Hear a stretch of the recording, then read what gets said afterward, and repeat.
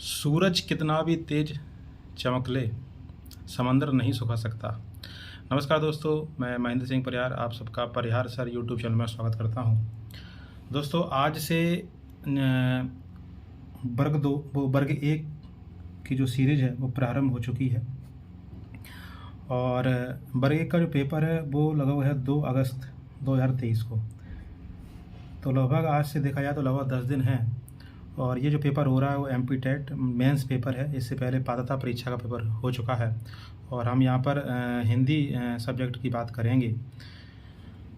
तो देखिए, जो पहली यूनिट है जिसका नाम है हिंदी की ऐतिहासिक पृष्ठभूमि, प्राचीन भारतीय आर्य भाषा, मध्यकालीन भारतीय आर्य भाषा, पाली, प्राकृत, सौरसैनी, अर्धमागधी, मागधी, अपभ्रंश और उनकी विशेषताएं, अपभ्रंश और अपहट्ट और पुरानी हिंदी का संबंध, आधुनिक भारतीय आर्य भाषा और उनका वर्गीकरण। दोस्तों, आज हम यूनिट पहली की बात कर रहे हैं और आप देखेंगे कि ऐसे इनके सबके क्या है, जो प्रश्न जो हैं, जितने भी इम्पोर्टेंट प्रश्न हैं वो सब आने की इसमें से संभावना है। तो पहले प्रश्न की बात करते हैं।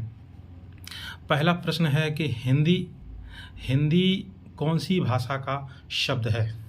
बहुत इम्पोर्टेंट प्रश्न है। क्या प्रश्न है कि हिंदी कौन सी भाषा का शब्द है। चलिए बताइए, हिंदी कौन सी भाषा का शब्द है। इम्पोर्टेंट प्रश्न है, इसका आंसर बताइए आप सभी लोग। हिंदी कौन सी भाषा का शब्द है।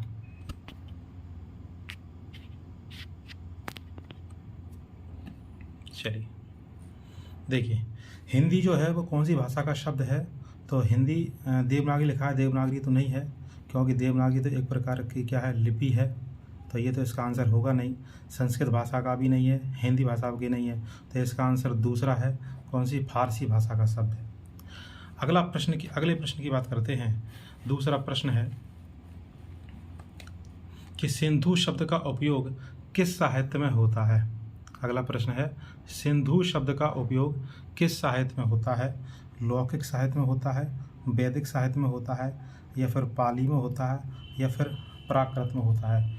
इसका आंसर आप बताइए जल्दी से कमेंट करके कि जो सिंधु शब्द का उपयोग किस साहित्य में होता है, बताइए जल्दी से।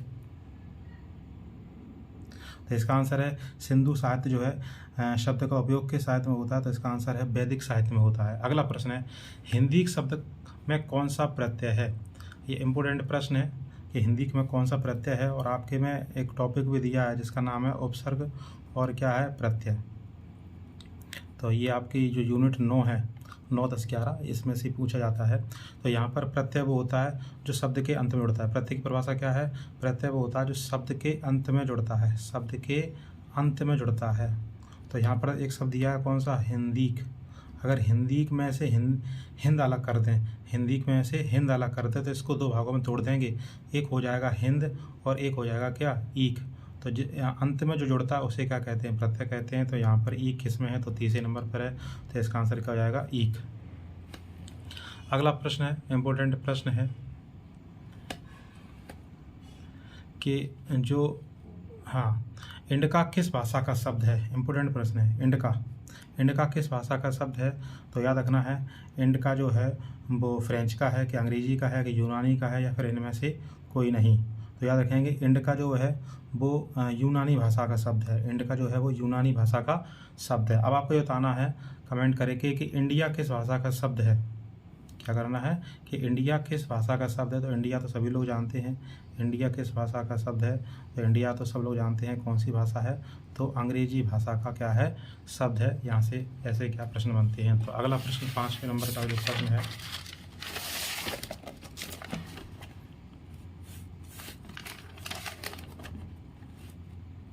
चलिए बताइए, भाषा के रूप में प्रथम बार हिंदी शब्द का उपयोग किसने किया था।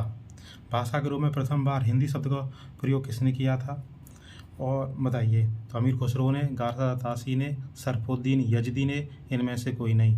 तो सबसे पहले भाषा के रूप में हिंदी शब्द का प्रयोग सरफुद्दीन यजदी ने किया था। और कब किया था, ये किया था 1424 ईस्वी में। 1424 ईस्वी में। यहाँ से प्रश्न पूछ सकते हैं कि कब किया था, 1424 ईस्वी में। अगला प्रश्न है कि भाषा के लिए हिंदवी शब्द का प्रयोग किसने किया था। देखो पहला क्या था, हिंदी शब्द का प्रयोग किसने किया था, तो सरफुद्दीन यजदी ने किया था, हैं। अब आता है कि हिंदवी शब्द का प्रयोग किसने किया था, तो हिंदवी शब्द का प्रयोग किया था अमीर खुसरो ने। किसने किया था, अमीर खुसरो ने हिंदी शब्द का क्या किया था, प्रयोग किया था। तो अच्छा याद कैसे करना है, तो देखिए हिंदी जो लिखा है हिंदी, तो इन सब में आप ध्यान से देखेंगे, ये ट्रिक है एक प्रकार की। ट्रिक क्या है इसमें, ट्रिक ये है कि जो हिंदी शब्द लिखा है तो इन सब में आप देखो, इसमें आंसर में क्या लिखा है, यजदी लिखा है। क्या लिखा है, यजदी। जैसे हिंदी यजदी ऐसे करके क्या याद करेंगे। अच्छा हिंदी भी जो शब्द है इसको किसने दिया था, इसको दिया था अमीर खुसरो ने। तो इसको कैसे याद रखेंगे, तो इसको रखेंगे कि जब हम लिखेंगे क्या, अमीर खुसरो, क्या लिखेंगे, अमीर खुसरो। तो जब अमीर खुसरो लिखेंगे तो इसमें क्या आ रहा, बड़ी ई की मात्रा आ रही है, तो इसमें भी क्या आ रही है, बड़ी की मात्रा आ रही है। तो बड़ी की मात्रा से बड़ी की मात्रा को मिला देंगे। और एक प्रश्न और है, हिंदुई शब्द का प्रयोग किसने किया था। अगर देखा जाए हिंदुई शब्द का प्रयोग किया था, हिंदुई का किया था गारसदा तासी ने। तो देखो 3 शब्द के बारे में बात हुई है, कौन कौन से में। पहला था कौन सा, हिंदी शब्द का प्रयोग किसने किया था। फिर कौन सा था, हिंदवी शब्द का प्रयोग किसने किया था। और फिर कौन सा था, हिंदुई शब्द का प्रयोग किसने किया था। तो 3 शब्द होगा यहाँ पे, कौन कौन से, हिंदी, हिंदवी और हिंदुई। तो हिंदी में आपको बताया था कि यजदी में भी ई, हिंदी में ई आती है, यजदी में ई आती है। तो इसके ट्रिक क्या रखेंगे, यजदी ने। और यजदी का पूरा नाम क्या है, सरफुद्दीन यजदी ने।